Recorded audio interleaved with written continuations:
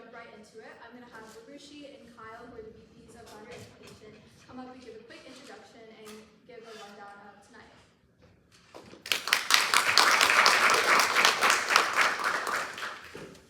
Hi everyone, welcome to Sigma Eta Pi's Kappa class demo day. Thank you all so much for being here. My name is Arushi. I'm Kyle. And we are the VPs of Founders Education for this quarter, but more on that later. And we'll be hosting you guys tonight. Sigma Eta Pi was founded under the core principle of wanting to unite all of UCI's entrepreneurship ecosystem under one roof. We believe that innovation is the product of deep collaboration and a tight-knit community, which is why we don't really only want to nurture individual creativity, but we actively want to foster people, builders, doers, thinkers, to collaborate and create something greater than what they could accomplish individually. So how do we accomplish this in practice, right? That's kind of a lot of talking, not really showing. How we do this is with what's called Founders Education.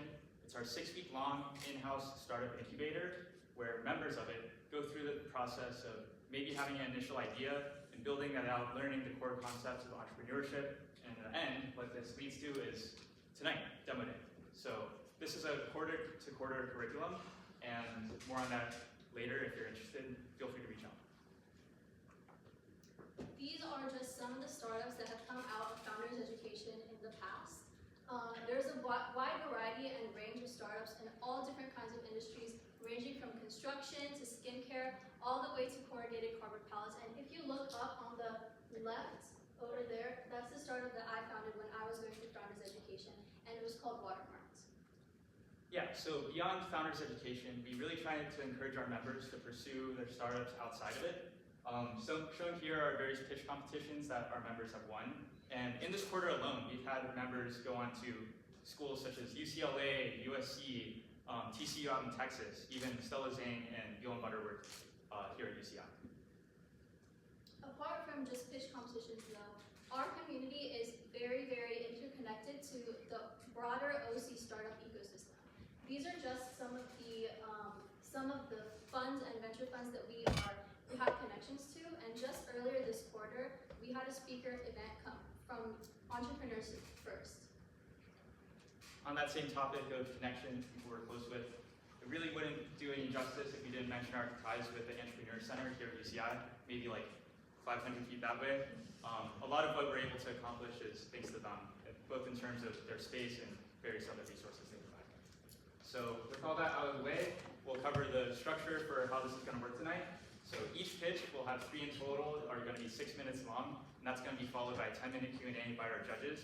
We ask that the general audience refrains from asking any questions during this time.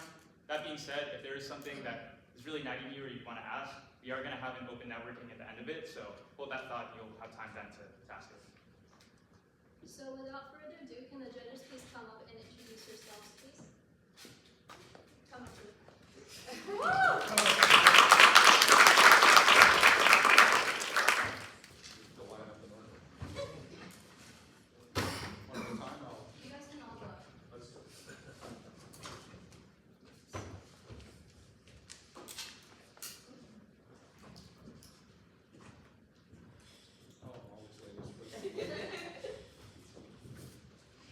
I'm Anna Perelman. I have a bachelor's degree from SC and a PhD in organizational psychology.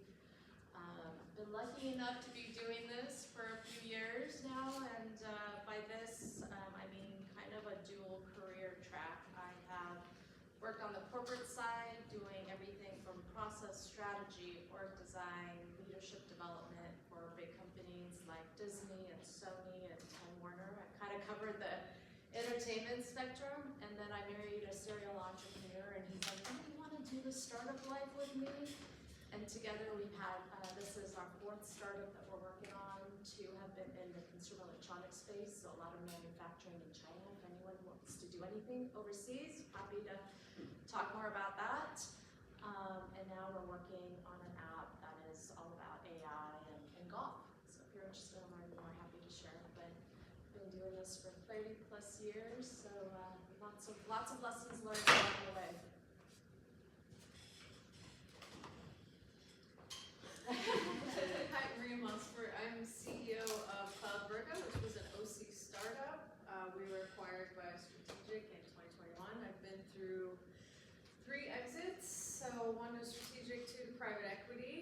actually a former lawyer turned technologist, so I can talk to you about any of those things. I did not go to UCI, sadly, but I am part of the UCI CEO Roundtable. I am co-chair of the Octane Women Leaders Board, and I also am a judge for Launchpad at Octane. So excited to see these pitches today. Thank you. Jeff Henning, sorry my voice is shot. UCI undergrads, Stone Ages, we'll just leave it at that, long time ago. I know, I gave it away, right? Give or take, SC for grad school, Cambridge for grad school, too many degrees, came home.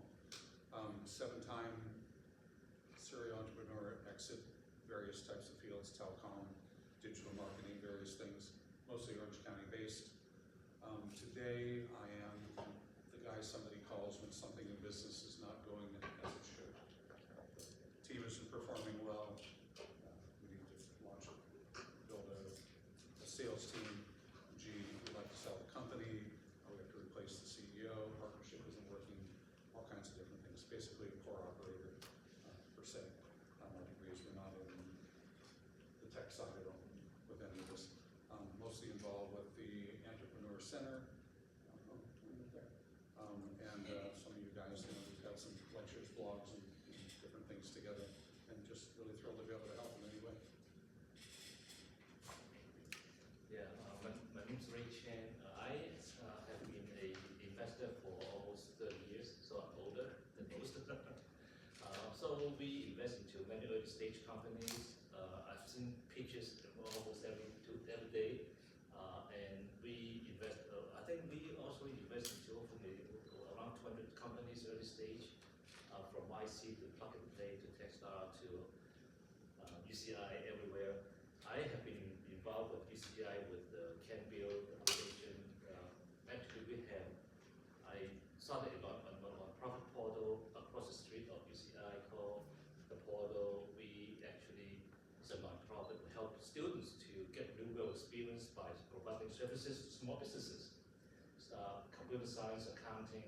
So I've done it for 6 years, and then I moved to Chapman. I put a portal there and basically provide video services for complex small businesses, and by the Chapman film students, because Chapman is a very good film school. And they get paid, they get real experience, they run a company. So this is my non-profit side. But over there also teach entrepreneur finance besides investment. So that's all pretty much everything. Glad to be here. Thank you for inviting me. This is something I love. Students are dear and near to me, so I love to help you guys out. Actually, I run I belong to an organization called Techos Angel. We have around 300 accredited investors, and actually I'm hosting an event. If you guys are interested in Entrepreneur Center on June 5th, 4th to 9th.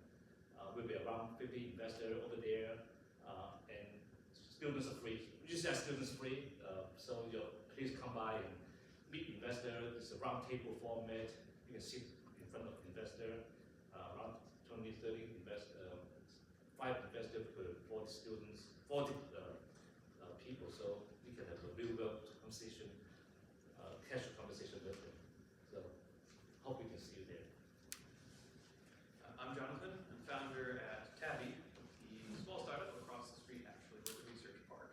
I've been working in startups for about 4 years now, and in particular, I guess, tech startups, right? So I mostly consider myself a software engineer, but I did graduate from UCI in 2017 with a degree in economics. So I would say economics in particular is kind of broad, so you can kind of morph it into what you like. I started out in VC, I think it's actually traditional finance, then VC, loved startups, and I decided to kind of strike out on my own. So done it a few times, exited once, and now I'm founder now at Tabby. So love to talk to you about tech. I love building the very beginnings of the scrap you started. They were just like so much fun. I'd love to chat with you about it later on. Thank you.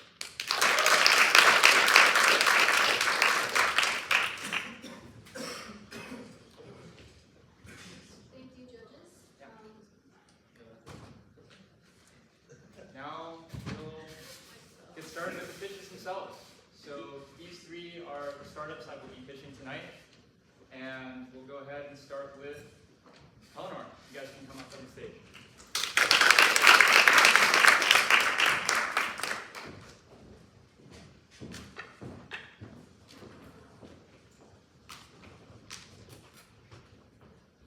Right. Good evening. Eleanor is here to reimagine the way fire departments operate. Fire service staffing has an optimization problem. It's manual, it's inefficient, and it leads to longer shifts and more overtime than firefighters need to pull. Firefighters often work a 24/48 schedule, which means their shifts are usually 24 hours long. In fact, this year, just in Orange County, we spent almost $70 million on overtime spending. That's up 59% from just a decade ago. In fact, nationwide, we spend $12 billion a year on firefighter overtime. Individually, a firefighter will serve over 500 hours of overtime every single year. Where does this inefficiency come from? The current process starts when a vacancy opens, and then it pulls from the overtime database within each department. The system then selects the firefighter with the least served overtime and force hires them, making them serve back-to-back shifts. This process is fundamentally flawed. It doesn't account for crucial variables, such as location, availability, and firefighter rank, leading to an excess amount of overtime being assigned across the department. Departments already have all the information they need to address this issue. They know historical records for who worked when. They know what certifications everybody has, and they know where each firefighter lives. But this information all lives in disconnected systems that don't talk to each other, so staffing officers still have to make assignments by hand. Eleanor is the layer that finally unifies and aggregates these disparate data systems to create optimal allocations of personnel. Think of us like supply chain management, but for personnel. We built out the system, and the difference was night and day. In our simulation, we were able to save the Orange County Fire Authority over $6 million every year. That's an average of more than 200 fewer overtime hours per person. Across the board, we were able to move overtime way down, moving the median overtime down by 76 hours, a 65% decrease. But Eleanor is not just for HR and administrators. For individual firefighters, we're able to reduce commute distances by 44%, returning over 1,000 hours of commute. Furthermore, over our simulation period, we were able to fill 2,800 vacancies without a single extra hire and a single extra hour of overtime. Firefighting is unpredictable. Firefighters could be cooking, eating, or sleeping, but at a moment's notice, they have to be able to go out there and address an emergency situation. But scheduling doesn't have to be unpredictable. Eleanor offers firefighters a forecast of how likely they are to be force hired on any particular day, finally giving them the clarity they need to plan their lives. What you see here is the current adopted budget for the Orange County Fire Authority. They have allocated over $12 million for a resource management and workforce management solution. Orange County knows that their system is currently broken, and they're looking for someone to fill that gap. For us to implement within the Orange County systems, we'd follow the current bidding process.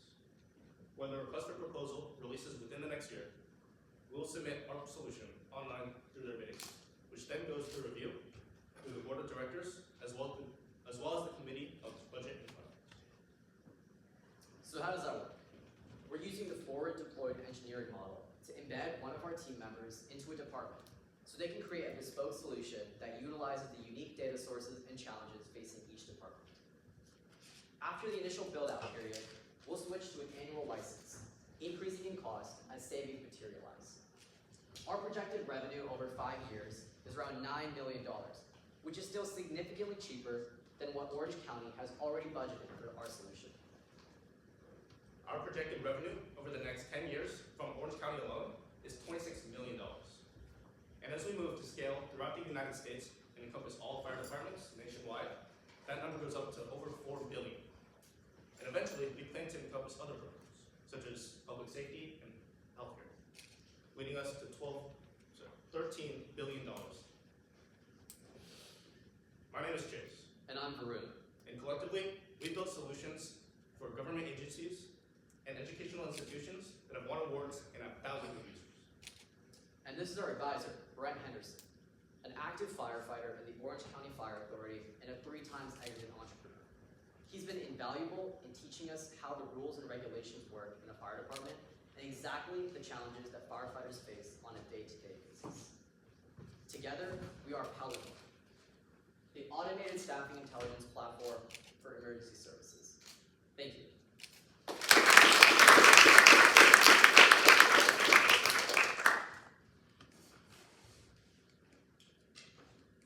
I go first. Very good presentation, very clear, and I think I understand everything that all the problems that you cite. So kudos to you. I think the presentation is very good. I have some question later, but that's not everybody. But this is just Sure, I appreciate that.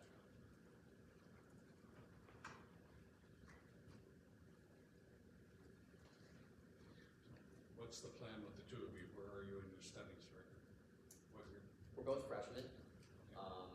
We're both freshman computer science majors going into the summer. Okay. Is the idea to perhaps address this when you graduate? Or is this more of a project? No, the bid for proposal is out in 2027.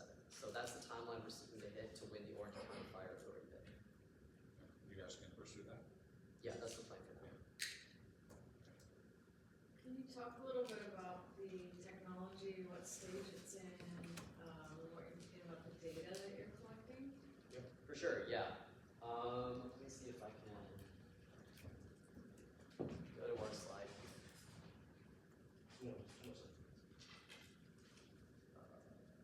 Yes, sir.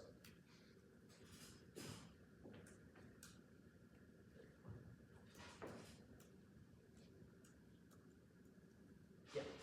So the technology we're using is called the Hungarian algorithm. It's a cost-benefit optimization algorithm we're using. We created synthetic data modeled on the Orange County Fire Authority to test our model on. So that's how we got our numbers. Our data is based on feedback that we got from our advisor and is rooted in as much reality as we can provide it. As soon as we integrate into the Orange County Fire Authority and actually get access to their data, our forward deployed engineer will be able to fine-tune our model to best optimize for their solutions. And is the data owned by, if it stays in the fire authority, right? You're That's not gonna correct. do anything to be able to optimize the data for other fire authorities in the country or anything like The that? data would have to stay within each fire department, but the lessons we take away from that and the tunings of our model would be able to be transferred to further departments. So we have a flywheel of improvements as we go into different departments across the country. Yeah. Is your thought that you would be at some point able to deploy it across fire authorities? Because there's a fire up in the Bay Area and they're sending firefighters from here. Have you thought about kind of a longer term? That would obviously be really cool if we could integrate across different systems using our solution. Those situations tend to be more for emergency response, such as wildfires, which our system is not really intended to address. Thank you. Can you walk me through your simulations that you mentioned on, I guess, the savings models that you were talking us about? For sure, yeah. I guess what were you hoping to get a better look at? You said the $12 billion savings opportunities, right? The $12 billion is how much the United States currently spends on overtime spending. Okay. Yeah. But in your savings results, right, Yes. where your simulated results. Yes. All right, can you walk me through the methodology on how you obtain those results? For sure. So our simulation was essentially like a virtual fire department. So we had the characteristics of the Orange County Fire Authority, and we had 1,200 agents that we would assign into different shifts. So it wasn't really a single calculation. It was a computer program that we ran that came to these numbers. So I could show you that program, but that's, I guess, the answer to your question. And to give you kind of exact results. to give you kind of a high-level overview of how it works. Currently, these departments have extra hires. Like, there are more people than there are seats in a fire truck. But currently, they don't allocate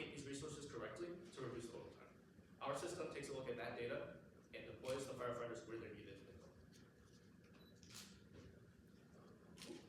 Who inspired you to this problem, and given the history or story from where you get this idea to why you want to do this project? Yeah, for sure. I think it was in December that my dad sent me an article about how private equity was raising prices on software in the fire industry. So I was really curious about the industry and I wanted to see what we could do for it. Me and Chase came up with an MVP and we walked up to the fire station with a box of donuts to try to show these firefighters our solution. And they did not like it. They thought it was not useful, they thought it was too clunky, and they thought, we're not gonna pay for this. But as we talked to them, we realized that there was a much bigger problem hidden that we couldn't see because we didn't actually talk to firefighters. But after getting that feedback and through talking with our advisor, that's how we were able to come to this conclusion, to this problem. And what did your advisor, he's a firefighter. Yeah. What department, he's a finance guy, the fire department, how does he know all this information? And he's not in the field, right? So what did he tell you? Yeah, you're right. He is a firefighter. He's not a finance guy, but he is an entrepreneur. So he's always thinking about what are problems in my daily life that could be addressed with technology. So when we came up to him and talked to him, we were really surprised. He immediately clocked us. We said, we were students, doing a research project. And he was like, are you two co-founders? And as we talked to him, he said to us, I've been looking for a system like this. Our department has been looking for a system that can help manage our personnel more optimally. And we've looked at all the systems that are there on the market, and none of them fulfill our needs. So I think you might want to start with that because I feel disconnected because you are UCI students, freshmen, how do you feel the pain of the fire department and the money they involve? And if you can, next time we will pitch again, I will start with this story first, how you experience that pain and how it inspired you. And if you go from there, then I think we're more connected. Because I think for us, for investors, we want to invest into people who feel the pain, who experience the pain. And then because if it's not painful, I'm not sure how dedicated are you or how passionate are you into start a company. So I think maybe you can suggest to start from there. On the technical side, I'm sure stimulation, all this stuff is good, but I think the idea sounds good, but you have to, everything is about storytelling. For investment, you have to tell stories. Right. And the story that I feel so emotional, wow, I've got to fund this company. So you can make me cry. Thank you for your feedback, yeah. Yeah, I agree with that. I think that would add a lot of value to Rich. Can you go back to the revenue side, please? Yes.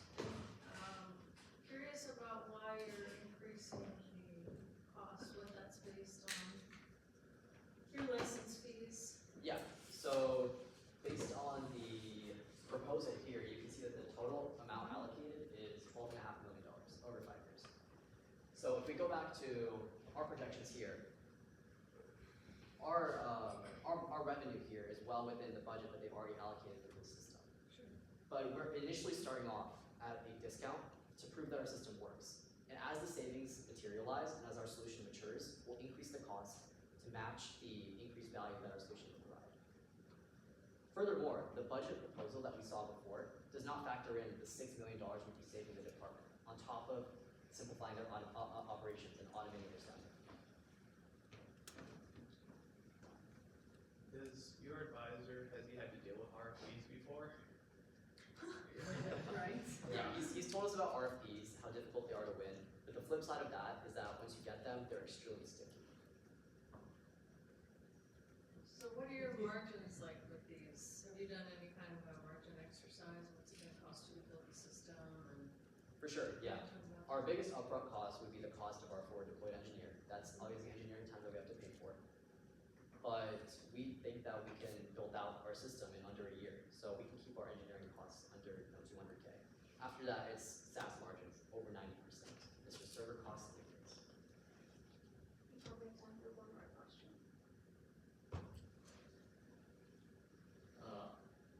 Again, I don't know the nature of the pitch, but if you ask for money, I think in the financial model, again, I know you're not financial students or finance students. Also in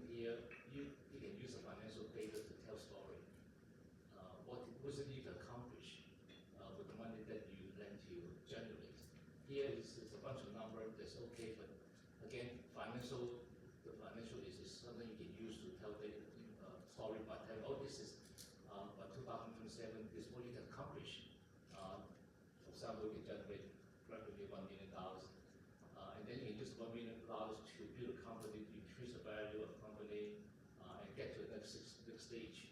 And then the next stage will be any value creation, trigger another investment. So I think something that takes up another session to talk about, but the financial is very important in terms of telling story. Or something Google and find out how to tell story. Gotcha. So you're saying we can use financials to tell a story of how we're going to take our company forward? Exactly. Okay, that makes a lot of sense. Thank you.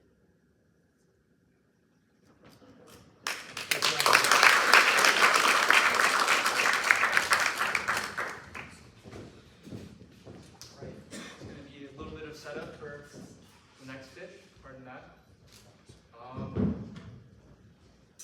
We will introduce to the stage XOLO.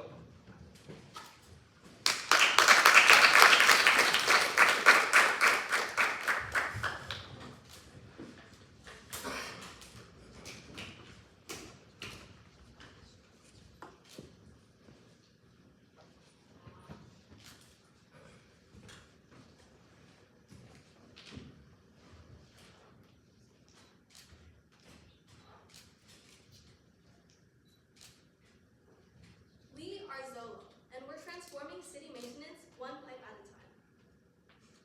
Pipelines are crucial for cities. They carry water and waste, and they're constantly aging. Cities require these pipelines to be regularly inspected to prevent pipeline failures. On the right, you can see here a map of the city of Irvine, where the lines represent sewer pipes. This shows the density and extent of pipes in a small area. How the inspection currently works is the operator takes a crawler, essentially a robot with a camera, and they place that into the pipe. As you guys can see, this screen is as good as a television from the early 2000s. The job of the operators is to stare at this screen for hours on end, every single day, and try to interpret what the video shows. The operator has to manually pan and control this camera to take footage of the interior of the pipe, which then gets submitted for analysis of defects. However, the operator doesn't know if they missed any section of the pipe until after the footage is submitted. As a result, they have to send the crawler back into the pipe and complete a rerun. 1 in 4 of these inspections have to be rerun. And each rerun costs the company $2,500, not to mention their lost business opportunity during that time. And that brings us to our problem, where pipe inspection companies lose thousands of dollars due to missed footage. To solve this, we built XOLO. XOLO is the software that tells the operators what they missed in real time. We are like the blind spot monitoring system for cars. In this video, in the left side, is exactly what the operator sees during their inspection. But with XOLO, they also see a live 3D render of the pipe that they are currently inspecting. With the blue portions, the highlighted blue portions are the parts that they missed. With this real-time data, they can now go back and cover the gaps that they would have initially missed. XOLO works in 3 simple steps. First, the operator connects the camera feed and inertial data to our software. They then go on with their regular inspection, and through our real-time analysis, they can cover the gaps of what they would have missed otherwise. We offer a $40 per inspection plan and a monthly subscription of $700 per crew per month. Our SOM, which is $10 million, includes all the pipeline inspection companies within Southern California. Our SAM, which is $151 million, includes all the pipe inspection companies within the United States. And our TAM, which includes the global pipe inspection market, is $3.65 billion. What makes us different is we offer real-time coverage. Currently, software in the market analyze pre-recorded footage. We eliminate that step completely, and we ensure coverage during the first run. We also generate a 3D render of the pipe, allowing for a complete visual record of what has been covered. In addition, we have a letter of intent to purchase from a well-established pipe inspection company within the OC area. Since we already have one customer willing to buy our product, we would then use his network to get more clients within Orange County. Once we gain more traction within OC, we would expand into the LA area, which is the largest pipeline network within California. We also have an advisor, John Vito, the owner of Sloan Plumbing, who has been guiding us throughout the process. He has extensive knowledge over the pipeline inspection process as well as the market, which he has been helping us with. My name is Vienna Toe. I'm a business information management student here at UC Irvine, and I have background in 3D rendering. I'm Srijan Sriram, a computer science and engineering major at UC Irvine, and I've been working with Camera Vision for over 2 years. We are XOLO. Transforming city maintenance one pipe at a time.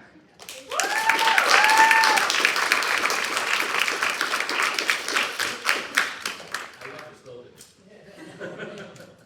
Beautiful. Question I have is, I'm sorry. Since you guys are computer science vision, I guess how long would it take for you to just implement the software to just demonstrate a little bit of the rendering and visualization? Is it a long project, a big project, or? It is definitely a big project, but as you can see, within just this 6 weeks, we were able to come up with a basic MVP.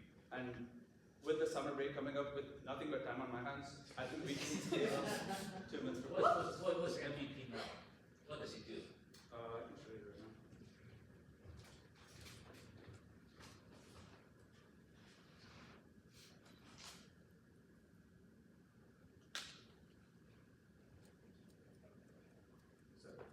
So actually, this is live. This is you can do this. Yeah, so that video, I got that online from a pipe inspection crawler, and we put that into our MVP, and this is what was generated. Good. I think I have the same question that Ray asked the other two, which is how did you guys get into this? Okay, well, so I am a part of the UCI RoboSub team, which we built an autonomous submarine, and I was looking into problems that one of the main problems that we were facing was with our perception team. So I was just diving deeper into what we were facing, and that led me to sewage, because RoboSub in water and there's sewage water, and over like a couple days I landed at sewage pipes. Yeah, he proposed this idea to me, and I was interested because I've done projects with 3D rendering, so like whether that's with architecture, so yeah, I wanted to be part of this. Or Sam, Tam, shallow all the big band numbers, are those all independent inspection companies, no municipal companies? No, these are all independent companies and individuals who perform pipe inspections. I want to look at those guys as well. This flies independently, I can only imagine. You'd like to see the revenue from cities, states, counties, boroughs. Have you thought about any intellectual property protection for your design? That's a really good point. I think this is a pretty new concept in terms of like comparing to our competitors, so that would be something good to know. That's something I would definitely look at. So definitely put on some package. Email it to yourself. Or send it to yourself at a date. I have a question about the $2,500 per rerun. When you say that that's the cost incurred, is that the cost incurred to the clients, or is this the cost incurred to the company running the rerun? It would be the company running the rerun, as the clients paid them for the first run, and since they couldn't cover the entire pipe, the rerun would be on the companies.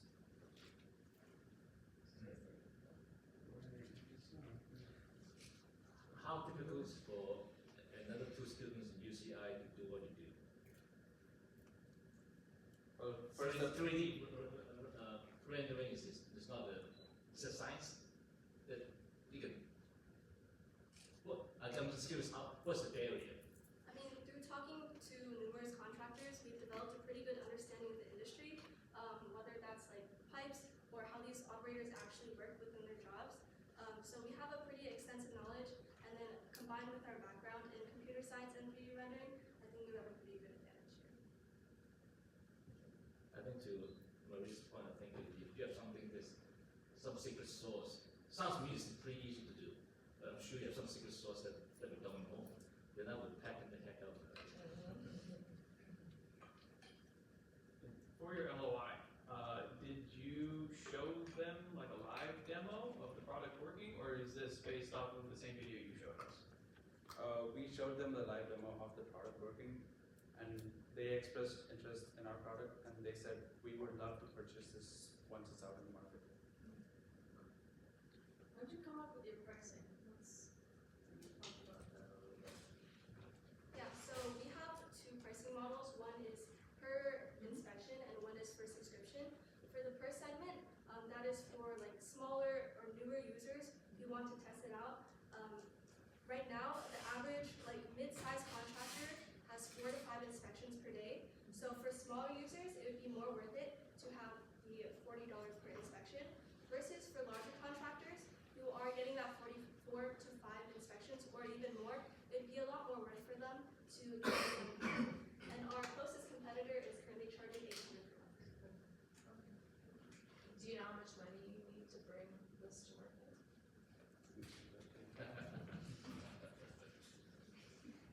Got the right answer, the answer for you. Sorry. So currently, we have a fixed cost, which will be just our backend server, which we could use Wayway, our database, which we will use Superbase for, and the domain name, and they add up to $41. And the variable cost, it is not much actually. So for 10 customers, we would just be paying $50, and it is just to store the data and also run the servers. And you two will do all the development? $50, right?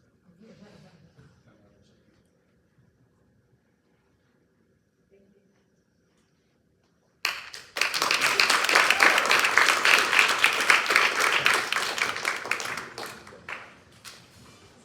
Yeah, you.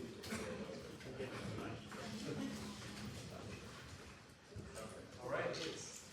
And No hardware, this is only software, no hardware. Yes, this is only software. The hardware already exists, and our software integrates with it. Good though.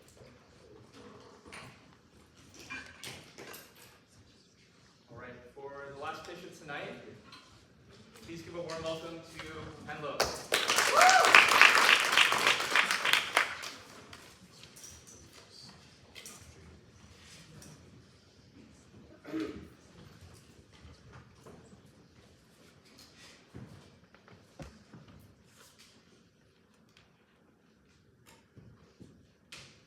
Startup founders like us know that now more than ever, you have to 10x your competition in order to be taken seriously. And with agentic AI, startups can now compete at the enterprise level. In this era of agentic development, the biggest resource is context. Agents need context to be able to perform at the utmost capacity that they can. Founding engineers at OpenAI like Andrej Karpathy talk about the idea of combining knowledge bases with LLMs to essentially superpower what they're capable of while being grounded in realistic information. And it's not just him. Startup founders around the world are recognizing the true value of context and what happens when there's a loss of it. Instead of just staying online, we talk to real startup founders. We talk to people in startup media, 7-time exit startup founders, and people just starting off to see if they all had the same context problem. Hi judges, my name is Sanjoy. And I'm Arjun. And between the two of us, we've worked on over 7 businesses and participated in over 10 hackathons. And working across these different projects and teams, we have truly realized the value of context and what happens when we're hindered by the loss of it. Our findings through our conversations and experiences are that most startups are using agentic AI to promote productivity while losing revenue due to communication breakdowns, and meetings are 3 times what they were at the start of COVID. So the problem boiled down is that AI agents are trapped behind a screen, unable to access context that is injected into them in the form of a prompt hidden behind the press of an enter button.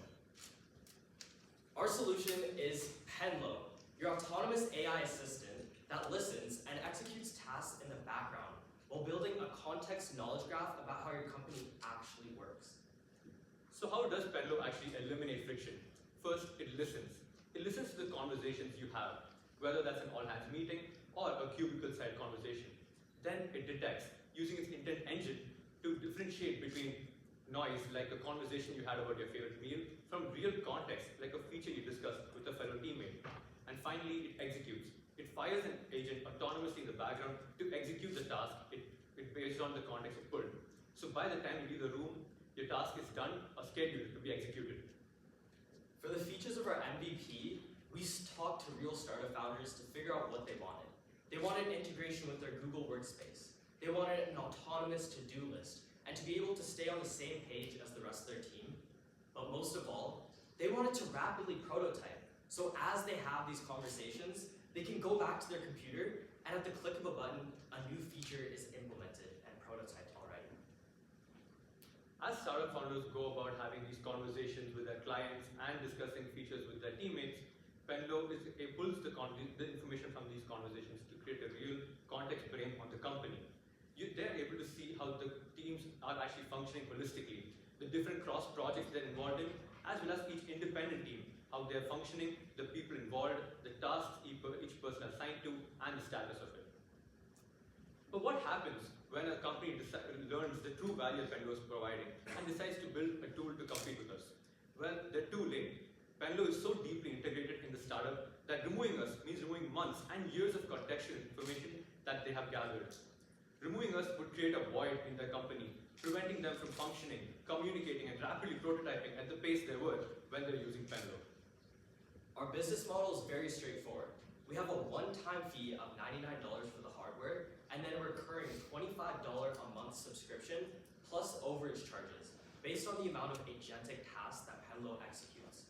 This is similar to how Claude Code and Cursor work, so it's a proven business model. And for our financial projections, we decided to take a bottom-up approach where we calculated our ARR. We initially planned on targeting B2B SaaS startups who have raised seed rounds in the US. Then we want to expand into the B2B SaaS and agentic startup space who have raised Series A through C rounds in the US. And finally, we want to grow and cater to the global startup space. Our go-to-market roadmap has already begun. We are coming in to demo day with traction and momentum. We have our first paying customer. We've already done development and are in beta testing. From here, we're going to make an MCP marketplace so that all the context that Penlo grabs about a startup can be integrated with their AI agents that they're already using. Then, we want to establish ourselves as a brand. We want to shrink down Penlo so it's slim and fits in with the workplace and create custom hardware. We then want to expand, so we're in the executive's office. Make people look at a pen on a table and wonder why that person is 10 times more productive than everyone else. Then, we want to create the autonomous enterprise, where people can go back to having conversations, ideating with one another, and Penlo can worry about the boring tasks in the background. So join us at Penlo as we end manual data entry and free human brilliance. Thank you.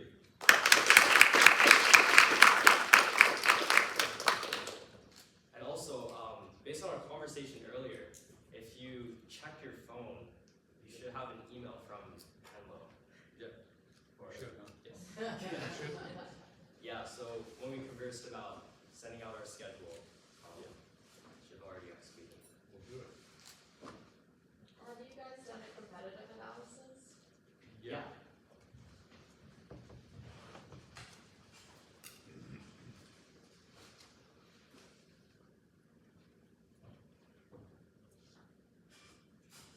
Yeah, so one of our biggest competitors would be Pocket.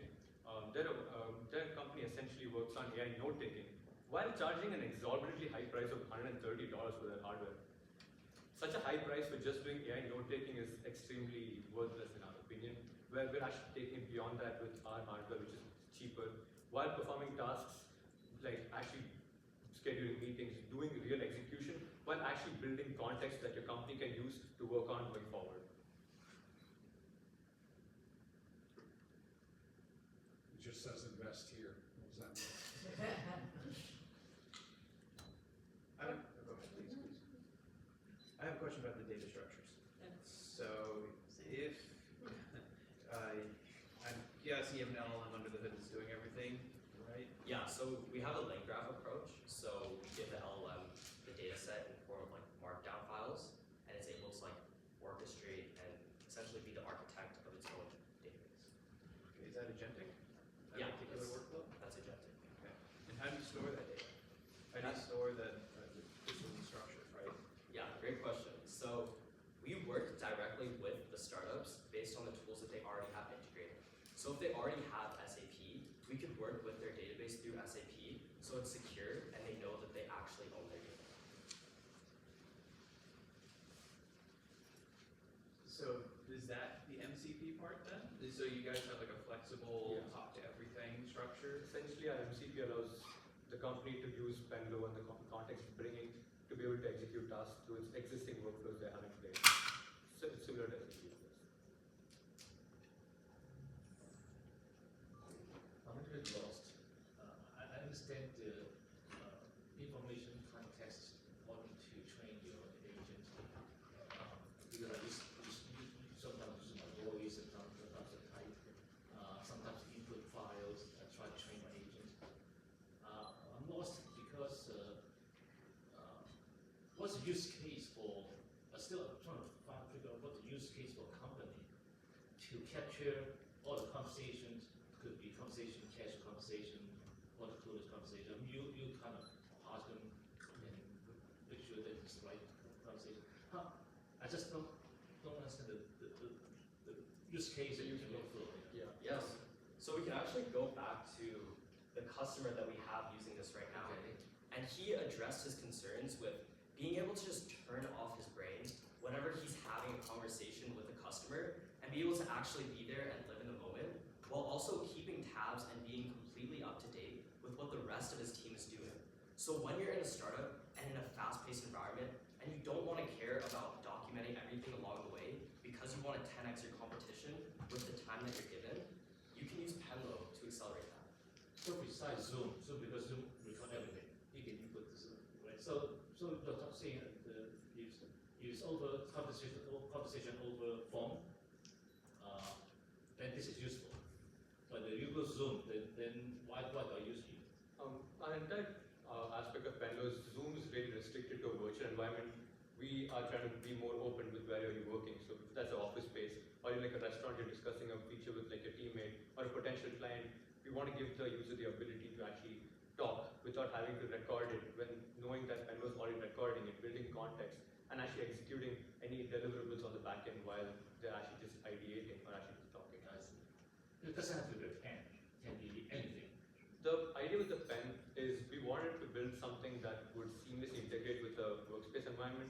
We don't want it to be an additional hardware you're carrying around, but rather something meaningful. That if you saw it on a desk, you wouldn't wonder, oh, why is that even there? Seeing a pen, it makes sense why it's on a desk. And I think it's very relevant that we wanted to seamlessly integrate with the environment the person's working in.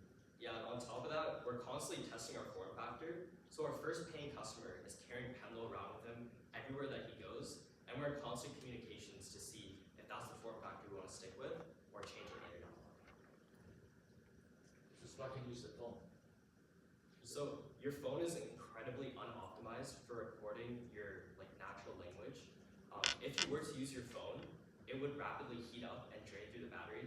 We've made this incredibly efficient and use a Bluetooth low energy connection to connect between the hardware and the app so that everything is synchronized and it turns off whenever you're not having conversations.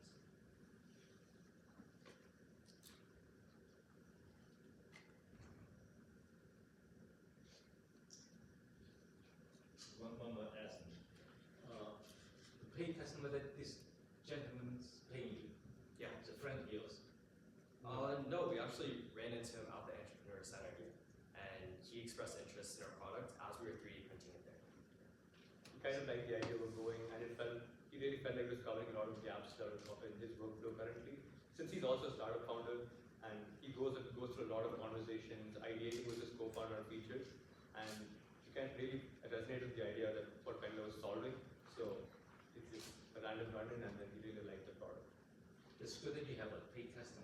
I would like to see a real use case of a business customer. They actually use it so that they can help with their agent.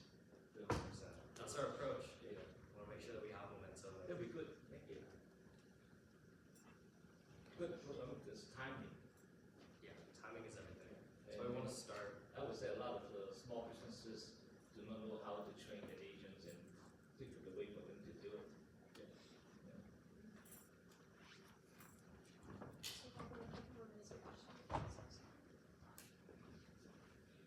both are computer science. I'm doing information management. And I'm software. And we do this because why this?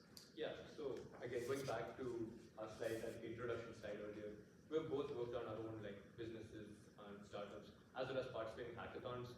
And during these times when we're working in these team settings, we go through a lot of ideas and a lot of ways to implement it, but by the end of the hackathon or the actual implementation of the product, we end up with something where we wonder why didn't we implement this feature, or we lose a feature somewhere in the cracks. And we essentially wanted to close that so that every time you actually ideate and you come up with a new feature, that doesn't just get lost. You're actually able to store it and check for its relevancy and potentially even integrate that into your solution. And who's the beachhead market? The beachhead market, we're going to start with B2B SaaS, companies that have already raised funding, so ideally like seed funding. Actually, my cousin works in SF, and his company got funding from A16Z, so they've expressed interest in being one of Hemlo's first larger customers and really providing that beachhead approach. Where are you planning to manufacture the hardware? That's a great question. So right now, we have a bit of a hardware roadmap for the next 6 months.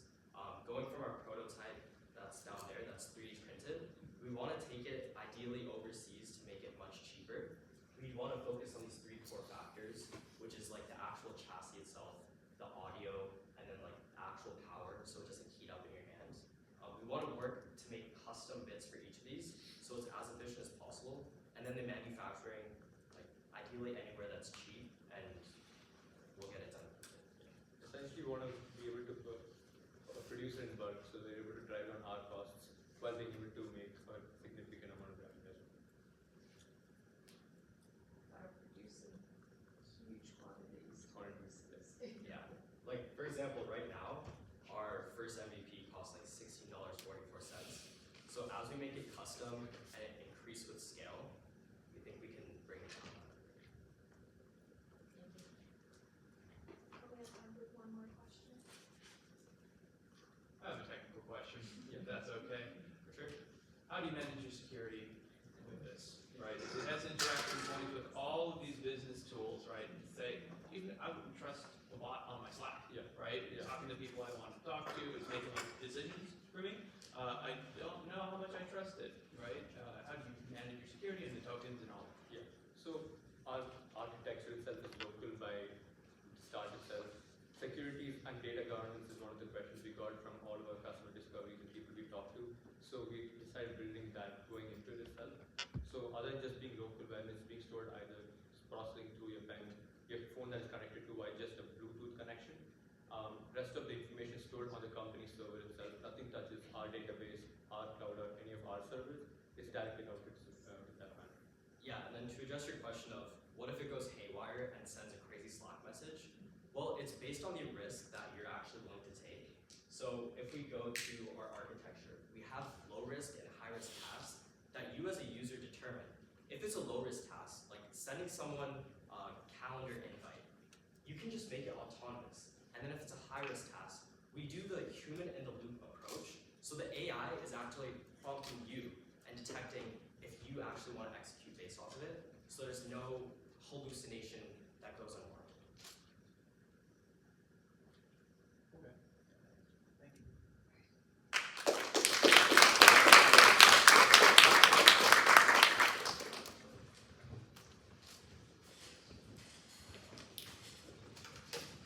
All right.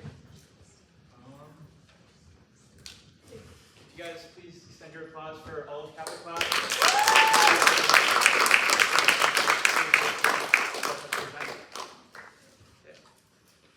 So yeah, judges, if you guys will follow me out, we're gonna have deliberations for the next 10 to 15 minutes.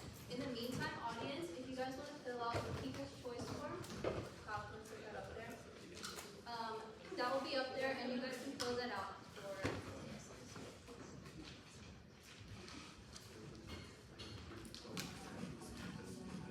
All right, everyone. Before we get started with awards, real quick, wanted to give a huge shout out to Kyle and Rishi for. You guys didn't know their VP of Founders Education. They put more time and effort than anyone here, so.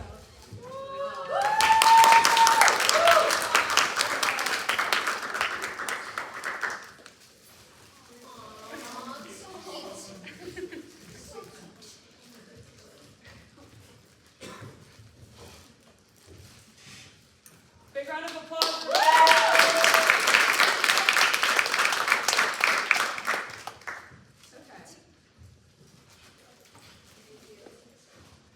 All right, without further ado, we'll start with the People's Choice. I don't know how we do this. Drum roll. Sure. Solo.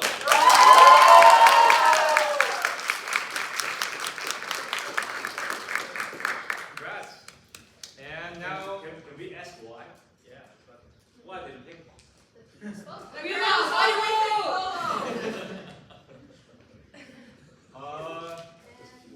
now for Kappa classes, definitely winner, drum roll please.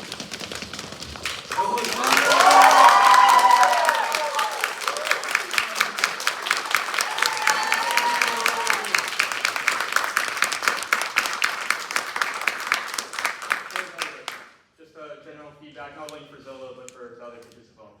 If you don't get flowers, at least the ladies, no? Pleasure. Excellent. Congratulations, guys. Congratulations. All of you. I think you three guys are all winners because I tell you, I've seen so many pictures. You guys can articulate your message very well, very competent, very passionate. I think you guys are just good. You can go to the next stage anytime with what you have. Just in some more details, some more information. So those can be worked out. Good job, very good job. Good job to all of you. Well, the presentations were really strong. The follow-up even stronger. You guys built momentum as you went along, all of you. The data was there, the backup was there. We can tell you that not only doing the work, but doing the research, and then you're, I assume, some type of rehearsal and what have you to get up to this point. You all were very polished. I've had executives in my company to learn from you. How to impart information and how to report is when you do it, and not sweat through the suit in the process. I think the feedback that we had for all of you is just really spend some time thinking through your cost structure, right? I know that we all think it's gonna, like, you can do it alone, but you really can't. And so we would just encourage you to think of what is it gonna take to really build this out and how long?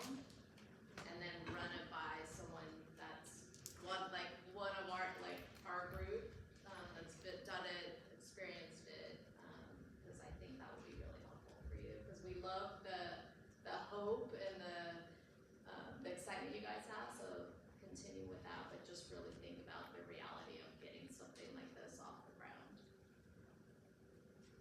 Great, thank you. Yeah, a lot of moving pieces, right? You're all gonna build a company around a service or a product or both, right? Apps are involved with some of you, hardware is involved with some of you. All those have different timelines, different lifespans. So I think kind of what you're saying is putting that out, looking at charter, do something, we can kind of see how is this gonna flow, and what resources do we have to put against that, along with who's gonna own what in particular. And what does it look like beyond MVP, right? What are those additional features that we think you want to add? And of course, you'll learn along the way as well, right? What your customers will want as well. I always think about defensibility, right? That's always the question now. And question all of your assumptions that you've made. Keep questioning your assumptions, right? And you guys were really good with answering the questions, so be prepared, and you were very prepared. Very nice.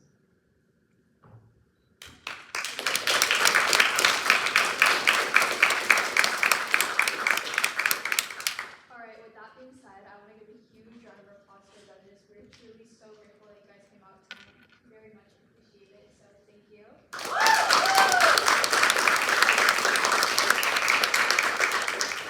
With that being said, that's the end of tonight. Here's a fall interest form for any of you guys who may be interested in joining in the fall. Other than that, thank you guys all so much for coming out tonight. Really appreciate it. Feel free to do some open networking outside. We're going to have all actives to stay here for a photo with the judges real quick. Yeah, thank you guys so much.